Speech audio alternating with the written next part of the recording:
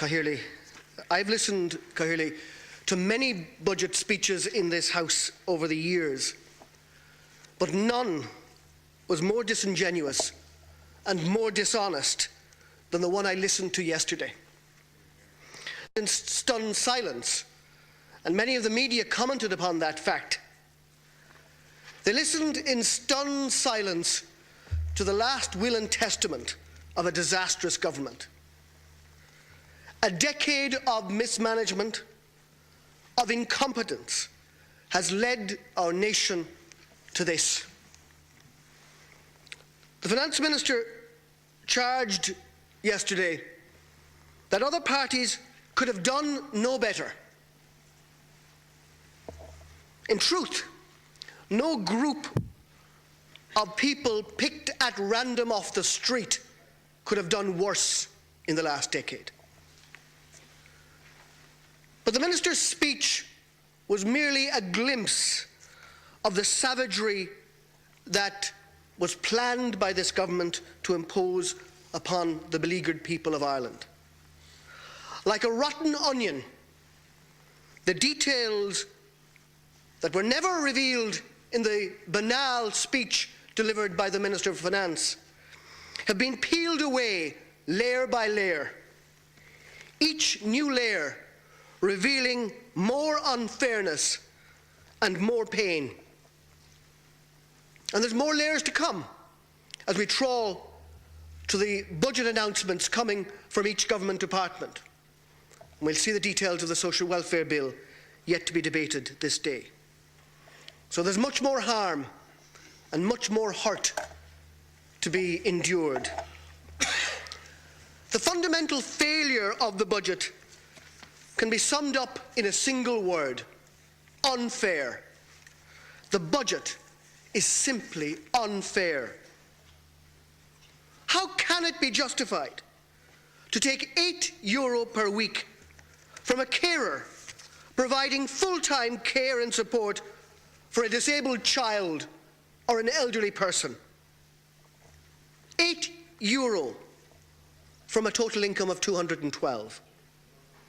How can it be justified to take €8 per week from a widow or a blind person, leaving a new income, a residual payment of €188 per week?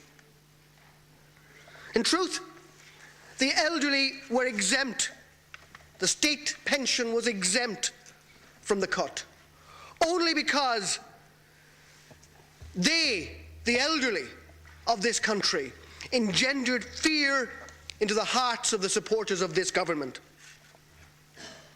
Carers are too busy, too preoccupied, too consumed in their 24-hour, 7-day duty of providing essential care for them to mobilise. So they are not visible, and they didn't make it onto Deputy Healy-Rae's mercy list. They are expected to endure in silence. Party leader has just talked about the education cuts. The Green Party, whose raison d'etre was to protect the environment, and they can't even produce a climate change bill. And secondly,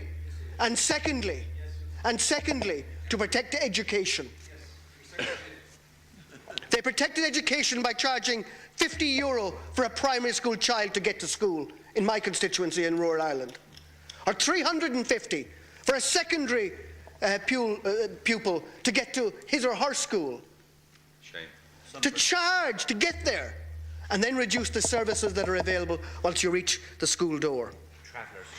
Teddy Roosevelt said, "This country will not be a good place for any of us to live in unless we make it a good place for all of us to live in." That should have been the principle that characterized this budget. In fact, the very opposite principle was at its heart. The template of the budget was unfairness. The new universal social charge, we were told, that was a proposal to simplify the taxation system by amalgamating the income levy and the health levy. In fact, it is a device to bring the lowest paid and the heretofore exempted because of their low pay and because of their vulnerability, to bring them into the tax net. And in a perverse proposal, it hauls in the lowest paid who are exempt to now and lessens the levy burden on the highest paid. What perverse thinking could come up with that? The Minister for Finance and his government colleagues have, I believe, introduced their last budget. But uniquely in the history of this state, they've sought to do something quite extraordinary. They've sought to leave as their legacy the scripts for the next 4 budgets in their wake. They've sought to tie this state and its people into a binding fiscal straitjacket. No incoming government, they believe, can undo their work. Well, no incoming government can, Cathaoirleach, undo the scale of debt that they have left as their legacy. But a different government can make different and better decisions, fairer decisions on how that debt can be addressed. Hitler, in his 1925 book Mein Kampf, coined the phrase, the big lie. A lie so colossal that no one would believe that somebody would have the impudence to distort the truth so infamously. Well, the big lie is now being peddled again by this government. And the big lie that will probably form the backdrop for our debate for the next number of weeks in the course of the general election is as follows: that we as a nation somehow fell into a state of fiscal chaos. Some gaping hole opened up and we stumbled into it. That the Fianna Fáil Green government were mere onlookers to this disaster with no function at all in creating the hole in the first place. That no alternative government could have done any better. And finally, that no alternative future government will do better. It's a big lie that will not be swallowed by the Irish people. You've taken them and their gullibility far enough. They want rid of you now. The Taoiseach wishes to emphasise the differences between Labour and Fine Gael. There are real differences. They're the differences that we will lay out in very great detail to the Irish people, because we have different policy platforms. And the people will be asked to make choices, as is their democratic right. Hear, hear. And if the parties, Labour and Fine Gael, have a majority in the next Dáil, the proportion of policies will be determined by the proportion of deputies elected. And that is the people's right. Hear, hear.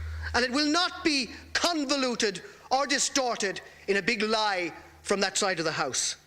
I'm conscious of time, Cathaoirleach, because the Labour Party will set out its programme based on recovery and reform and renegotiation. We believe that the deal can be readdressed. We believe there are a fair of ways of making the awful decisions that have to be made, and that we can actually, to borrow a much abused phrase, ensure that we are genuinely in this together. Our track record on reform is second to none in this party. We believe that fundamental reform of public administration, of the way this country is governed, is required, and we will set out our stall clearly and comprehensively for the Irish people to judge. We have a view, a model of a country that we can create, with a health service that is there to serve the people and not to make profit, of an education system whose reason for existence is to give every citizen, every child and young adult in this country the ability to reach his or her full potential and share the burden of building this nation. And a job strategy, valuing work and not speculation as the engine of growth of this country. In truth, the best thing that this government could do is to step aside, let our beleaguered people make a choice for change, and put competent people at the helm of our nation. Deputy.